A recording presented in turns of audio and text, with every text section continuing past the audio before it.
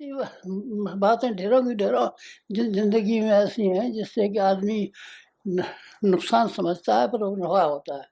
नफा होता है और वो नुकसान समझता है। शेर शेर का छोटा बच्चा भेड़ों के साथ में था और शेर एक आ गया, उसने ये कहा, अरे तू तो शेर का बच्चा है, मेरे साथ चल यहाँ क्या जाता। तो उसको बुरा लगा, क्यों लगा कि ये यानी कौन है और मुझे कहाँ ले जा रहा है, और जिनके साथ में हमेशा से रहा था उनसे मुझे छुड़ा रहा है, ये मुझे एक बहुत गलत गलत सलाह दे रहा है। लेकिन जब पानी में उसकी शक्ल दिखाई और उसको समझ में आ गया कि मैं शेर हूँ, तो वो नफे में रहा। नहीं, सारी ज़िंदगी भर भेड़ों की तरीके से उसको रहना पड़ता और गंदी ज़िंदगी जिया करता। लेकिन उसको उस समय तो नुकसान लगा होगा उसको, बाद में होगा। बीज बोया जाता है ज़मीन में तो ये मालूम पड़ता है कि नुकसान हो गया, बीज चला गया हाथ से। बीज कितने दाम को आता है, महंगा आता है आजकल, लेकिन बीज नुकसान चला गया। लेकिन जब उसकी फसल बन के तैयार हो जाती है और कोठे और कुठीले से भर जाते हैं, तब मालूम पड़ता है कि नहीं, गलती नहीं हुई थी, ये ठीक सलाह दी गई थी हमको। हमको बीज बोने की सलाह दे करके हमारा बीज छीना नहीं गया था, नुकसान की तरफ धकेल नहीं दिया गया था। इसी प्रकार से ढेरों बातें ऐसी होती हैं जिसमें गलती होती है। विश्वामित्र आए और दशरथ से कहने लगे कि आप अपने दोनों बच्चों को हमारे सुपुर्द कर दीजिए, हमको यज्ञ की रक्षा के लिए ज़रूरत है। सारे घर में कोहराम मच गया, मंत्रियों ने विरोध किया, नौकरों ने विरोध किया, हर एक ने विरोध किया। अरे जायदाद से बच्चे हैं, इनको कहाँ ले जाते हो, राक्षसों से लड़ाने ले जा रहे हो, अरे ये राक्षसों से लड़ेंगे क्या, अरे ये तो मारे जाएंगे बेचारे, डर जाएंगे, अरे ये कैसा विश्वामित्र आ गया, और ये क्या कैसे इनके गुरु हैं। सब लोगों ने एकदम शुरू से आखिर तक निंदा की, लेकिन वो वास्तव में नफ़े की बात थी। विश्वामित्र आए थे उस समय तो नहीं बताया था उन्होंने, लेकिन पीछे बताया कि हमने तुम्हें बला विद्या और असबला विद्या दोनों को सिखाने के लिए हम लाए हैं, गायत्री और सावित्री का रहस्य सिखाने के लिए लाए हैं, इससे आपको ढेरों फायदे होंगे। रामचंद्र जी को ढेरों फायदे हुए।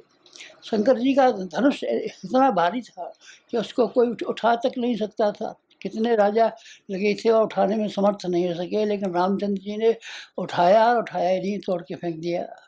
वाह भाई राम। और सीता जी से ब्याह हो गया। सीता जी से ब्याह करने के लिए रावण से लेकर के कितने महाराजा महाराजा बैठे हुए थे, सबके पल्ले नहीं पड़ी, लेकिन रामचंद्र जी के पल्ले पड़ गई। रावण जो न जाने कितनों को तंग कर रहा था और कितनी सोने की लंका थी, उस सारे के सारे को रामचंद्र जी ने तोड़ मरोड़ के फेंक दिया और राम राज्य की स्थापना करने में समर्थ हो गए। कितने फायदे हुए, फायदे थे कि नुकसान के लिए। विश्वामित्र नुकसान करने आए थे कि फायदे करने आए थे, बताइए आप। मेरे ख्याल से अगर आप दूर को देखना अगर आपको नहीं आता है, तुरंत का देखना आता है, तो आप भी उन्हीं नौकरों के तरीके से कहेंगे कि जो उनके यहाँ दशरथ जी के यहाँ नौकरी करते थे और उन्होंने सबने कहा था भेजना ठीक नहीं है, रानियों ने मना किया था बच्चों को भेजना ठीक नहीं है, लेकिन वो तो नहीं माने और ले गए, और ले गए तो उसको नफा हुआ, नुकसान नहीं हुआ। रामचंद्र जी की बात मालूम है ना आपको? मालूम है। अच्छा, हनुमान जी की बात मालूम है आपको कि नहीं मालूम? हनुमान जी को रामचंद्र जी ने कहा, हनुमान जी हमारे साथ साथ चलो और हमारा कुछ काम करो। हनुमान जी को फायदा हुआ कि नुकसान हुआ? नुकसान हुआ। क्या हुआ? रामचंद्र जी की का सीता जी से क्या क्या क्या रिश्ता, रामचंद्र जी से क्या रिश्ता, और उनके साथ जाने में नौकरी का सवाल नहीं, बिना नौकरी का सवाल नहीं। बेचारे सारी ज़िंदगी भर जब वो सियाने हो गए थे, बड़े हो गए थे, ब्याह शादी का समय था, उन्हें ब्याह होने दिया, शादी होने दिए, इन्हें अच्छे कपड़े पहनने दिए, और रामचंद्र जी उनको ले गए। नुकसान किया कि नफा किया? नुकसान हुआ। कि किसी से भी पूछा होगा, ऋषवंतरा से कहा, भाई हनुमान जी कहाँ जा रहे हो? वहाँ जा रहे हैं साहब, रामचंद्र जी के यहाँ जा रहे हैं। क्यों, क्या बात है रामचंद्र जी के यहाँ? रामचंद्र जी की स्त्री धर्म पत्नी सीता जी को कहीं चोरी हो गई है, उनको हम तलाश करेंगे और रावण से लड़ेंगे। अरे मरेगा क्या बेवकूफ़, कि किसने पट्टी पड़ा दी है? मालूम ये पड़ता कि नुकसान की बात बताई जा रही है, लेकिन क्या वास्तव में नुकसान की बात थी? नहीं, नुकसान की बात नहीं थी। अगर नुकसान की बात रही होती है तो हनुमान जी ने समुद्र को छलांग कैसे लिया और पहाड़ उखाड़ करके कैसे ले आए? और ये जो था उनको रामचंद्र जी को लक्ष्मण जी को कंधे पर रख के कैसे फिरे, लंका चलाने में समर्थ कैसे हुए। अगर नुकसान था तो नुकसान नहीं था। रामचंद्र हनुमान जी बहुत बड़े हो गए, नहीं बंदर होते। बंदर देखे हैं ना आपको, महाराजियों के यहाँ नाचते रहते हैं, बंदर आते हैं, हल्ला मच जाता है, हमारा बंदर को भाव बंदर बंदर बने रहते हैं। लेकिन दूर की बात उनको दिखाई पड़ी कि हाँ इसमें मेरा लाभ है। रामचंद्र जी के कहने में उन्होंने देखा रामचंद्र जी वजनदार आदमी है, समझदार आदमी है। विश्वामित्र जी के बारे में भी यही सोचा गया कि विश्वामित्र जी समझदार आदमी है, होशियार आदमी है, बेअकल नहीं है, बेवकूफ़ नहीं है। हमारे बच्चों को ले जा रहे हैं तो मारने के लिए नहीं ले जा रहे हैं, किसी बड़े काम के लिए ले जा रहे हैं, इस तरीके से ले गया। लेकिन उस समय उनको नुकसान मालूम पड़ा था। बहुतों को मालूम पड़ा होगा जब लक्ष्मण जी को उनके रामचंद्र जी के साथ भेजने के लिए सुमित्रा ने अपने बच्चे को कहा, जाओ बेटा तुम उनके रामचंद्र जी के साथ साथ जाओ। और उनकी धर्मपत्नी ने कहा कि तुम जाओ रामचंद्र जी के साथ साथ जाओ। रामचंद्र जी को वनवास हुआ था, लक्ष्मण जी को कहाँ हुआ था। लेकिन लक्ष्मण जी भी चले गए। कैसे चले गए, सुमित्रा ने कह दिया था और उनकी धर्मपत्नी ने कह दिया था। अरे बड़ी ख़राब थी उनकी धर्मपत्नी, और बड़ी ख़राब थी उसकी माँ से अपने बेटे को भेज दिया, और राक्षसों की लड़ाई में मारे जाते तो रामचंद्र जी मारे जाते। सीता जी को जाना है तो वनवास जो वो मिला है उन्होंने पिता की आज्ञा हुई है, उनके लिए हुई है, लक्ष्मण जी के लिए थोड़ी हुई है। लेकिन नहीं, लक्ष्मण जी गए। नफ़ा हुआ कि नुकसान हुआ, बताइए। उस समय तो नुकसान हुआ। अरे भाई तुमको भेजा नहीं गया, तुम काम जंगल में जा रहे हो, राक्षसों के बीच में जा रहे हो, जंगल में जा रहे हो, भूखे भूखे मरने के लिए जा रहे हो। नुकसान की बात बताई थी ना, हाँ नुकसान की बात थी। तो वास्तव में नुकसान हुआ क्या? नहीं, वास्तव में नुकसान नहीं हुआ। हमारे बारे में भी यही बात, हमारे बारे में जो हमारे गुरु जी का साक्षात्कार हुआ और उन्होंने ये कहा कि तुमको हमारे कहने पर चलना चाहिए। सब जितने भी हमारे मिलने वाले थे, घर वाले थे, जितने भी कुटुंबी थे, सब नाराज हो गए। एक को एक ने कहा बड़ा बेअकल आदमी है, बेवकूफ़ आदमी है। तो और ये किसने कहा है, ने कहा हमारे पूर्व जन्मों के गुरु आए हैं, उन्होंने कहा अरे कोई सपना देखा है, कोई पागल हो गया है, इसका दिमाग ख़राब हो गया है, किवाड़ में बंद कर दिया, ताले में बंद कर दिया। पर जिस आदमी ने हमसे कहा था, हमारे फ़ायदे के लिए कहा था कि नुकसान के लिए कहा था? फ़ायदे के लिए कहा था। जो जो जब आए थे 60 वर्ष पहले की वो जब घटना को मैं याद करता हूँ और इस समय उसको अंदाज़ लगाता हूँ तो मालूम पड़ता है कि नुकसान की बात नहीं कही थी उन्होंने, फ़ायदे की बात कही थी। जहाँ इस समय हम आज है उसका, और जिस समय 15 वर्ष की उम्र के थे उस बच्चे का, और इस समय का हमारा स्तर, दोनों को आप मिला के देखिए।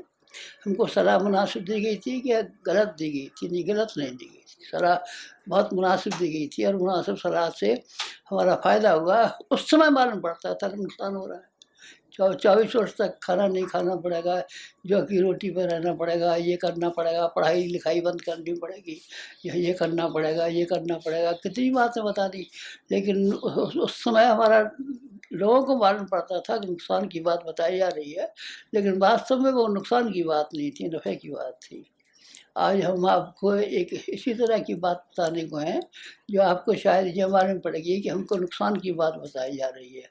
लेकिन हम आपको यकीन रखिए कि हम नुकसान की बात नहीं बता रहे हैं, आपको नफ़े की बात बता रहे हैं। उसमें आपका नफ़ा ही नफ़ा है, नुकसान हो जाए तो हमारी ज़िम्मेदारी है। आप हमारे ऊपर यकीन करते हो तो आप ये मान लीजिए कि हमारे फ़ायदे के लिए कहा जा रहा है, नुकसान के लिए नहीं कहा जा रहा है। क्या क्या कह रहे हैं आप? हम यूँ कह रहे हैं कि आपकी लंबी वाली ज़िंदगी है, 40 साल की होगी, 50 की होगी, 100 की होगी, जो भी हो, उसमें से अगर आप 1 साल हमारे लिए निकाल दें तो इसमें नुकसान हुआ ना? हाँ साहब, नुकसान हुआ। अगर हम 100 रुपये महीने कमाते हैं तो 1200 रुपये का हमारा नुकसान हो गया। हमारा समय चला गया, हमारी खेती में नुकसान हो गया, हमारी दुकान में नुकसान हो गया, हमारा पुराना नुकसान हो गया। और आप सलाह लीजिए किसी से, अपनी माँ से पूछिए, धर्मपत्नी से पूछिए, भाई से पूछिए, भतीजे से पूछिए, साले से पूछिए, बहनोई से पूछिए, सब ये कहेंगे ये बेअक्ली की बात है और ये बेवकूफ़ी की बात है। इसमें सिवाय नुकसान किए क्या, और क्या फ़ायदा है तुम्हारा? तुम पागल हो गए हो क्या? ऐसे तो सैकड़ों बाबा जी फिरते हैं, सैकड़ों पंडित फिरते हैं कि किसी ने लिख दिया, छाप दिया, तुम ला दिए, उन्होंने कहा, तुम चल दिए, तुम्हारी समझ में नहीं आता। नुकसान की बात है कि फायदे की? बताइए। हम आपको फायदे की बात बता रहे हैं। क्या फायदे की बात बता रहे हैं? हम ये फायदे की बात बता रहे हैं कि आप सो रहे हैं और आपको नींद आ गई है और आप खुमारी में हैं और आप अपनी सही स्थिति को जान लें तो आपको बड़ा मज़ा है। आप आप कौन हैं जानते हैं? हमारा नाम साहब राम गोपाल है, मोहनलाल है, गुलाब चंद नहीं है, अपना राम गोपाल है ना गुलाब चंद है। आप वो है जो कि हमने बड़ी मेहनत से और बड़ी मशक्क़त से आपको ढूंढ ढूंढ के इकट्ठा किया है। जिन लोगों के पास पुराने जन्मों के संस्कार जमा थे और जो जो इस योग्य थे, उनको हमने बड़ी मुश्किल से ढूंढा और बड़ी मुश्किल से जमा किया है। सारी ज़िंदगी में हमारी एक ही सफलता है कि हमने संस्कारवान व्यक्तियों को इकट्ठा कर लिया है। दूसरे लोगों ने संस्कारवान व्यक्ति इकट्ठे नहीं कर पाए। बहुत सी कमेटियाँ हैं, संस्था है, अमुक है तमुक है। व्यक्ति तो कोई किसी और के पास भी होंगे, ये तो मैं नहीं कहता कि औरों के पास कोई व्यक्ति नहीं है। हमारे पास है, पर हमारे पास सही आदमी है और हमने ढूंढ के निकाले, बड़ी मेहनत की है। पानी में डुबकी लगाई है और डुबकी लगा करके मोतियों के तरीके से आपको हमने ढूंढ के निकाला है और आप अपने को समझते ही नहीं। आप तो अपने को किसान समझते हैं, दुकानदार समझते हैं, खेतिहर समझते हैं, विद्यार्थी समझते हैं, नौकर समझते हैं, यानी क्या समझते हैं? हम आपको समझते हैं कि आप बड़े कीमती आदमी हैं और बड़े महत्वपूर्ण आदमी हैं और ऐसे कीमती और ऐसे महत्वपूर्ण आदमी हैं कि आप अपने महत्व का और आप अपनी कीमत का ठीक इस्तेमाल करने में समर्थ हो सके तो आपके लिए भी मज़ा आ जाए और हमें भी मज़ा आ जाए। दोनों के दोनों ही धन्य हो जाए और दोनों ही ये आज का हमारा प्रवचन है, इसको आप सुनकर के ये कहे कि हमको किसी आदमी ने बहुत ही नेक सलाह दी थी। अगर हमने इसको सलाह को न माना होता तो हम बहुत घाटे में रहे होते। आप हमारे कहना मानिए और हमारी सलाह पर चलिए। हम भी किसी की सलाह पर चले। घाटा हमने भी उठाया है, जोखिम हमने भी उठाया है। जोखिम उठाना कोई बहुत बुरी बात नहीं है। हनुमान जी ने भी जोखिम उठाया था, कुंती ने भी जोखिम उठाया था। कुंती ने कहाँ से ढूंढे थे? 5 बच्चे सामान्य नहीं थे, उनके पति के नहीं थे, पांडु के नहीं थे। वो किसके थे?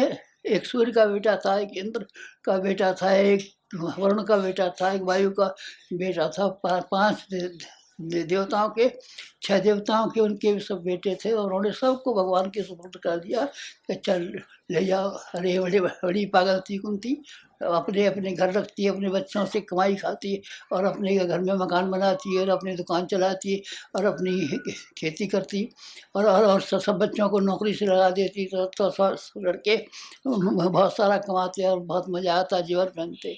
लेकिन कुंती ने मुनासिब सलाह दी कि गैर मुनासिब सलाह दी? बड़ी मुनासिब सलाह दी और मुनासिब सलाह का परिणाम ये हुआ कि अर्जुन धन्य हो गया, युधिष्ठिर धर्मराज हो गए।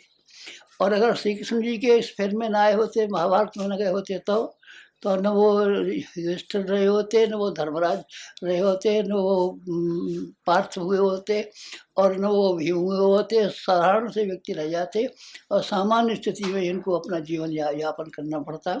लेकिन उन्होंने उस कहने को मान लिया तो बहुत ही अच्छा हुआ। क्या क्या क्या कह रहे हैं? हम यूँ कह रहे हैं कि हमें इस समय की बहुत आवश्यकता है। आप अपने आप को पहचान लीजिए कि आप सामान्य आदमी नहीं है और असामान्य, और आप सामान्य कामों के लिए पैदा नहीं हुए हैं, असामान्य काम के लिए पैदा हुए हैं। आप नौकरी करने को पैदा नहीं हुए हैं, आप पढ़ने के लिए पैदा नहीं हुए हैं। हमने भी पढ़े नहीं है, हम स्कूल नहीं गए, स्कूल और के अलावा हम पढ़े हैं और नौकरी किया नहीं, नौकरी भी नहीं की हमने। लेकिन हम नफ़े में रहे हैं। नौकरी का करते तो क्या मिल जाता और हम पढ़ कर के BA हो जाते तो क्या मिल जाता। लेकिन जो हमने किया है, जो हमको मिला है, वो बहुत फ़ायदे का मिला है। और तुम भी जिस लायक हो, जो तुम्हारी वास्तविक योग्यता है, जन्मांतरों की संग्रह की हुई, वो बड़ी योग्यता है। हमारे पास भी जन्मांतरों की संग्रह की हुई योग्यता थी। इसीलिए हमारे गुरु ने स्वयं हमारे घर आकर के ये कहा था कि भाई तू जिस काम में तेरे घर वाले लगाना चाहते हैं, उस काम में लगना तेरे लिए ठीक नहीं है। हम जो कहते हैं उसको काम कर। मैंने वही काम किया और उनका कहना न माना होता, घर वालों का कहना माना होता तो तो फिर वो न अपने आप का ज्ञान ही नहीं होता। ये नहीं मालूम होता कि पूर्व जन्मों की संचित संपदा कुछ है क्या हमारे पास। उन्होंने दिखाया तो मालूम पड़ा कि हमारा पूर्व जन्मों का कोई संकलन है और पूर्व जन्मों की कोई संपदा हमारे पास है और हम कोई सामर्थ्यवान व्यक्ति हैं। सामर्थ्यवान व्यक्ति हैं तो हम बड़े काम कर सकते हैं और बड़े काम करने चाहिए। आपसे भी मैं ठीक वही बात कह रहा हूँ।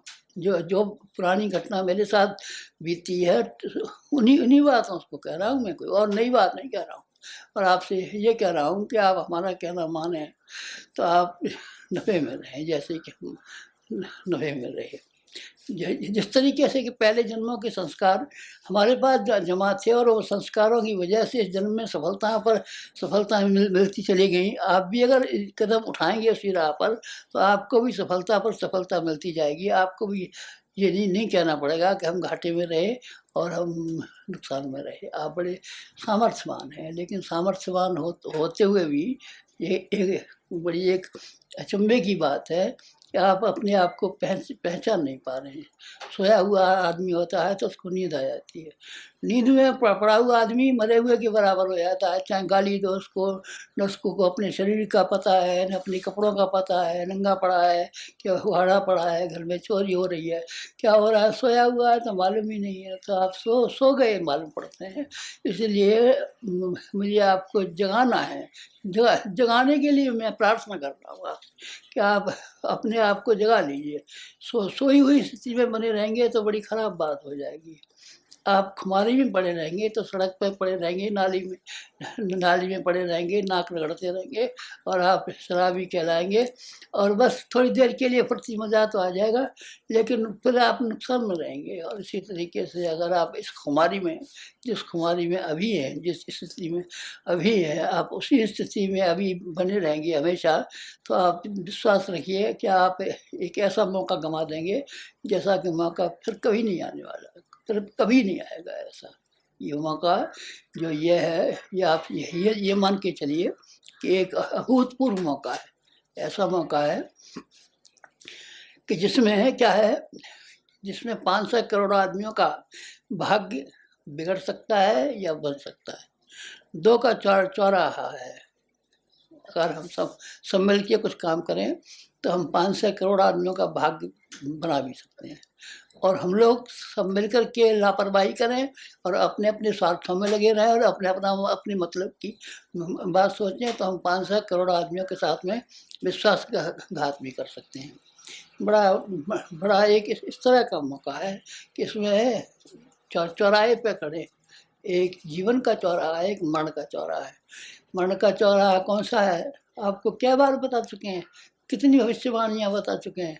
हमने आपको इस्लाम धर्म की भविष्यवाणियाँ बताई, 14वीं सदी वाली बात बताई, 7 टाइम वाली ईसाइयों की बाइबल वाली बात बताई, भविष्य पुराण वाली बात बताई, और वैज्ञानिकों की बात बताई, ज्योतिषियों की बात बताई, सबकी हज़ारों बात बता चुके हैं कि ये बड़ा ख़राब समय है। और वैसे भी दिखाई पड़ता है आपको दिखाई नहीं पड़ता। जो अगर स्टार बार शुरू हो गया तो फिर आप ये समझिए कि एक मंगल ग्रह पृथ्वी से बड़ा था ग्रह, एक मंगल और बृहस्पति के बीच में एक ग्रह था पहले। वहाँ भी बड़ी विज्ञान की उन्नति हो गई थी और वहाँ उन्होंने विज्ञान की उन्नति को गलत इस्तेमाल किया और वो चूरा चूरा हो गए।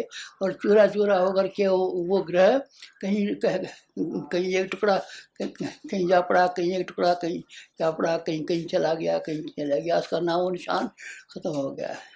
ये भी ऐसा मौका है कि अगर स्टार वार शुरू हो और ये परमाणु युद्ध शुरू हो तो हमारी और आपकी ज़िंदगी की बात तो अलग, हमारे और आपके मकान जायदाद खेत बाड़ दुकान नौकरी की बात तो अलग। इस ज़मीन पर जहाँ पर कि हम और आप बैठे हुए हैं, इसका नाम निशान का भी पता नहीं चलेगा। एक ऐसा समय है, ऐसा समय नहीं है, ऐसा भी नहीं है। ये ऐसा भी समय है कि अगर लंका के रावण का राज्य बना रहे तो न कोई ऋषि बचेगा, न कोई मुनि बचेगा, न कोई जनता बचेगी। सबको राक्षसों का वंश जो थे, 1,00,000 1.25 लाख हाथी, ये सब मिल करके सबको खा जाएंगे और सबके खेत छीन लेंगे और सबका पैसा छीन लेंगे और सबकी औरतें छीन लेंगे और हाहाकार मचा देंगे। और ऐसा भी समय है कि अगर आप थोड़ा सा हिम्मत दिखाएं, कम से कम इतनी हिम्मत दिखा दें जितनी कि रीछ बंदरों ने दिखा दी थी, रीछ बंदर तो आपसे से बेअकल थे कि आपसे बुद्धिमान थे। रीछ बंदरों ने देखा कि फिर ऐसा मौका फिर कभी नहीं आएगा, इसीलिए अब ये इस मौके पर हमको हमको अपने छोटे लाभों के बारे में विचार नहीं करना चाहिए, बल्कि बड़े लाभ के बारे में विचार करना चाहिए। रीछ बंदरों का जीवन धन्य हो गया। लंका लंका की पराजय हो गई और रामराज्य स्थापित हो गया। रामराज्य स्थापित न हुआ होता तब, रावण की पराजय न हुई होती तब, और सीता जी को वापस नहीं लाया गया होता तब, तो जो हमारा राम नाम लेते हैं, कहाँ कहाँ लेते हैं राम नाम। जो कहते थे उसकी बीवी को तो रावण चुरा ले गया, इतनी हिम्मत तो थी नहीं कि बीवी को चुरा लावे, राम का है का भगवान का है बात का। उन्होंने रीछ बंदरों ने भगवान बना दिया राम को। रीछ बंदरों ने राम राज्य की स्थापना कर दी। किसने स्थापना की? मनुष्य ने स्थापना की। चेतन में सामर्थ्य होती है, जड़ में सामर्थ्य नहीं होती। बंदूकों में सामर्थ्य नहीं होती, तोपों में सामर्थ्य नहीं होती, परमाणु बमों में सामर्थ्य नहीं होती। मनुष्यों के जीवात्मा में और मनुष्यों के भीतर जो चेतना समाई हुई है, उसमें शक्ति होती है। आपके अंदर बहुत शक्ति है, और शक्ति का ठीक इस्तेमाल इस समय करें, और आप सोए नहीं। ये न तो इस बात का समय है कि आप अपने आप को भूल जाए कि हम कौन हैं, और न ये इस बात का समय है कि आप ये देखें कि सारी दुनिया का भाग्य लिखा जा रहा है। ये ऐसा वक्त है जैसे कि संविधान का किसी ज़माने में लिखा गया था, हिंदुस्तान का संविधान ये है। इसी तरीके से मानव जाति का भविष्य और मानव जाति का भाग्य अभी लिखा जा रहा है, और उस लिखे हुए भाग्य और भविष्य में आपका कुछ योगदान होना चाहिए कि नहीं होना चाहिए? मेरा ख्याल है कि आपका योगदान जरूर होना चाहिए, और आप योगदान करेंगे तो कोई अच्छी बात नहीं। साहब तो हम आपका क्या कहना क्यों माने, तो आप हमारा इसलिए कहना मानिए कि हम जिम्मेदार आदमी हैं, और हम अपने जीवन में सफल आदमी हैं। जो बात हम कहते हैं जानबूझ के कहते हैं, समझ सोच के कहते हैं, अपनी जवान का ध्यान रखते हुए कहते हैं, आपकी भलाई का ध्यान रखते हुए कहते हैं। और 500 करोड़ मनुष्य हमारे दिमाग के आसपास घूमते हैं, उनके जीवन मरण का प्रश्न को देख करके आपसे कहते हैं कि आप थोड़ा सा समय निकाल दीजिए हमारे लिए, हमें बहुत सख्त ज़रूरत है। काहे कि हमें भी साहब बड़ी ज़रूरत है, आपको भी होगी। मैं ये थोड़ी कहता हूँ कि आपको खेती नहीं करनी, मैं ये थोड़ी कहता हूँ कि आपके पास दुकान नहीं है, मैं ये थोड़ी कहता हूँ कि आप 1 साल फेल हो जाएंगे इम्तहान में तो कोई बड़ा भारी मुसीबत आ जाएगी। मैं क्या कह रहा हूँ आपसे थोड़ा सा ये कह रहा हूँ कि आप इस समय को कम से कम इस समय के लिए निकाल दीजिए। विश्वामित्र को जरूरत पड़ी थी, तब उन्होंने दशरथ जी से के बच्चे थोड़े समय के लिए मांगे थे कि भाई थोड़े समय के लिए दे दो हमें, क्यों? क्योंकि हमें यज्ञ की रक्षा करनी है। कितने दिन में कर दोगे वापस? अरे यही 6 महीने में आ जाएंगे वापस। लेकिन 6 महीने में कहाँ आए? वो तो फिर भगवान हो गए, भगवान हो गए, घर घर में पहुँच गए, जन जन की जिह्वा पर पहुँच गए। तुलसीदास के राम बन गए, वाल्मीकि के राम बन गए, और सारे संसार के राम बन गए। फिर वो कहाँ आए?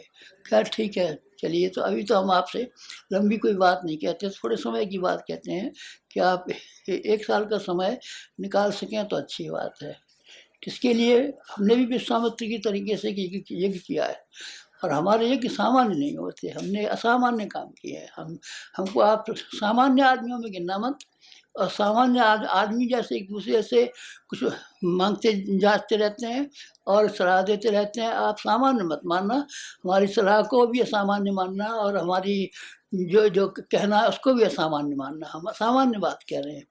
असामान्य बात क्या कैसे कह रहे हैं? हमारी पिछली ज़िंदगी पर आप निगाह डाल लीजिए, ये सारी की सारी बातें असामान्य हैं, और इससे आगे जिस काम के लिए हमको आपकी ज़रूरत पड़ी है, वो काम भी बहुत ही असामान्य है, उससे भी बड़ा असामान्य है। पहली हमारी ज़िंदगी की बातें आपको मालूम है सब? अरे 2-5 बातें तो मालूम ही है आपको।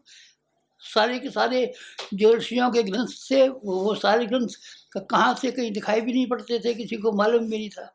हमने कश्मीर लाइब्रेरी में से ढूंढ के मंगाए, कहीं कहीं से मंगाया, कहीं पता भी नहीं था, गायब हो गए थे।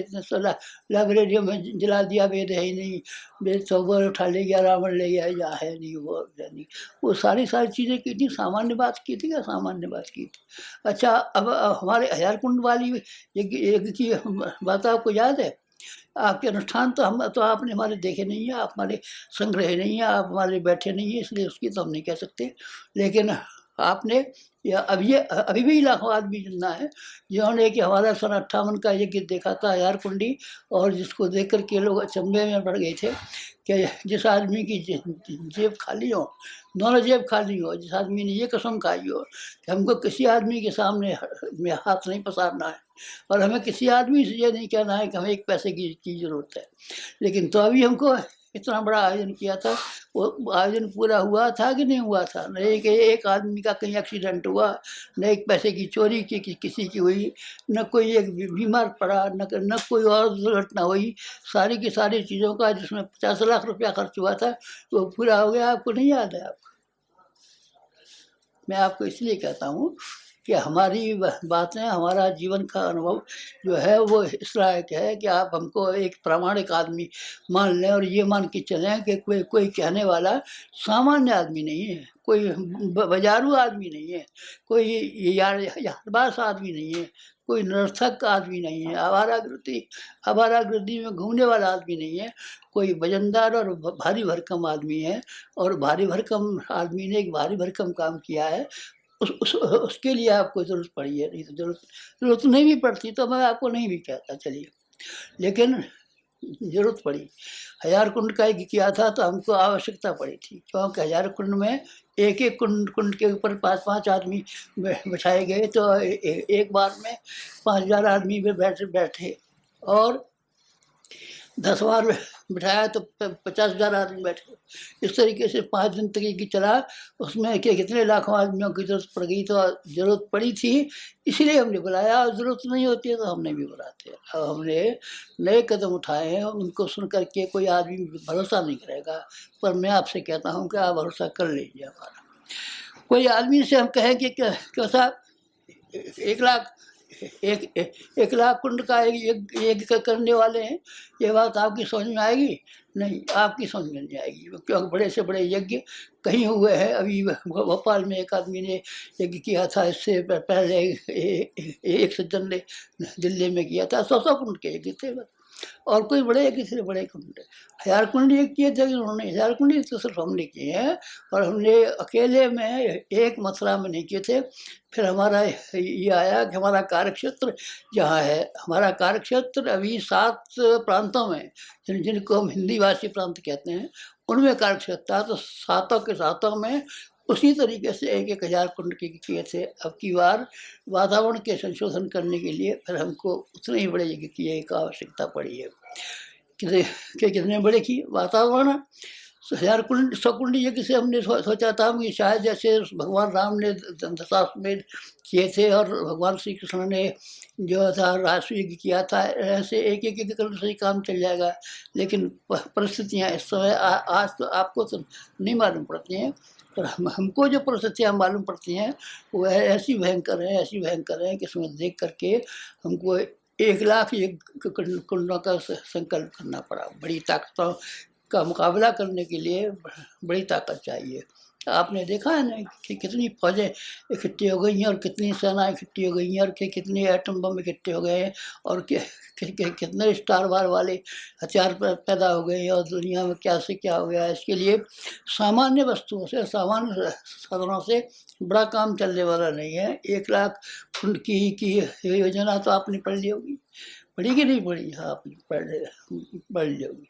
अच्छा, दूसरी योजना पढ़ी आपने? नहीं पढ़ी, अभी नहीं पढ़ी, मेरे ख्याल से पढ़ ली होगी, किसी अंक में शायद निकल गई है या निकल जाएगी। वो ये था कि भगवान बुद्ध के ज़माने में 2 विश्वविद्यालय स्थापित हुए थे। एक नालंदा का हुआ था, एक तक्षशिला का हुआ था। 2 यूनिवर्सिटियाँ थी। वास्तव में वो यूनिवर्सिटियाँ थी, अब तो यूनिवर्सिटी नाम रख लेते हैं, और उसमें जो विद्यार्थी होते हैं, लोकल विद्यार्थी होते हैं, समीप के या एक आध जिले के विद्यार्थी होते हैं, सारे यूनिवर्सिटी सारे भारतीय होते हैं। भारत में तो ऐसी कितनी यूनिवर्सिटियाँ हैं, सारे विश्व का, अरे बाबा विश्व में एक एक विश्व में, अमेरिका में 6,000 यूनिवर्सिटियाँ हैं, और कहाँ कहाँ कितनी कितनी यूनिवर्सिटियाँ हैं। विश्वविद्यालय काय बात का, लेकिन विश्वविद्यालय में 30,000 धर्म प्रचारक पढ़ाए जा रहे थे। हमने एक विश्वविद्यालय चलाने का संकल्प किया है, उसमें 1,00,000 प्रचारक चाहिए। 1,00,000 प्रचारक, 1,00,000, हाँ 1,00,000 भगवान बुद्ध के पास थे, नहीं थे तो सही, महिलाओं समेत थे।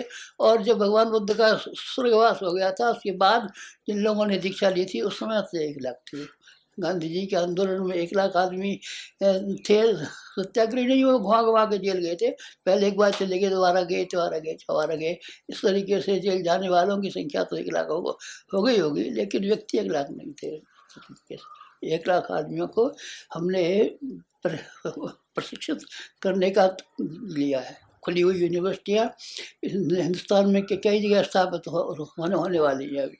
उनमें कितने विद्यार्थी होंगे, किसी में 1,000 होंगे, किसी में 500 होंगे, किसी में 2,000 होंगे, लेकिन 1,00,000 विद्यार्थियों को शिक्षण करने का, विद्यार्थियों को नहीं, धर्म प्रचारकों, विद्यार्थियों का नहीं, युग का सृजन करने वालों का। ऐसे 1,00,000 व्यक्तियों को तैयार करने हैं। ऐसा एक विश्वविद्यालय चलाना है कि जिसमें से ऐसे विद्यार्थी निकलें जो जहाँ कहीं भी जाएं बस अपनी तहलका मचाते हुए चले जाएं। कुमार जीव तक्षशिला विश्वविद्यालय से पढ़ कर के गए थे, और चाइना में जब गए तो उन्होंने सारी चाइना को बौद्ध बना दिया, जापान को बना दिया, कोरिया को बना दिया, मंगोलिया को बना दिया, मंचूरिया को बना दिया। ये सारे के सारे उस इलाके के बड़े बड़े जितने भी थे देश, वो एक आदमी ने बना दिए थे। कुमार जी उसका नाम था। यहाँ के बिहार के पटना के पास एक गांव के रहने वाले ब्राह्मण थे, और यहाँ पढ़े थे तक्षशिला में, पर वो वहाँ चले गए थे। विद्यार्थी थे, अरे विद्यार्थी बड़े जबरदस्त होते हैं। आपने विद्यार्थियों को क्या समझाया? विद्यार्थी, आपने प्रेम महाविद्यालय का वृंदावन का सुना है नाम? प्रेम महाविद्यालय के लिए उन्होंने, राजा साहब महेंद्र प्रताप ने जब उसके लिए अध्यापक बुलाए थे, तो बाबू संपूर्णानंद जी को बुलाया था, और आचार्य ढोल किशोर को बुलाया था, प्रोफेसर कृष्णचंद्र को बुलाया था। ऐसे ऐसे हिंदुस्तान में से गिने चुने तो अध्यापक बनाए थे, और विद्यार्थी ऐसे ढूंढे थे कि जब स्वराज्य आंदोलन छिड़ा, तो सारे विद्यार्थियों ने सारी यूपी को उठा कर लिया था। उस जमाने में लोग कहते हैं कि यूपी सबसे आगे था। अब तो आगे है कि नहीं, सब बात मुझे मालूम नहीं है, लेकिन पहले ज़माने में, कांग्रेस के ज़माने में यूपी सबसे आगे था। प्रधानमंत्री भी उसी में से हुए, अभी भी वहाँ से हो रहे हैं, और अभी भी यूपी आगे है।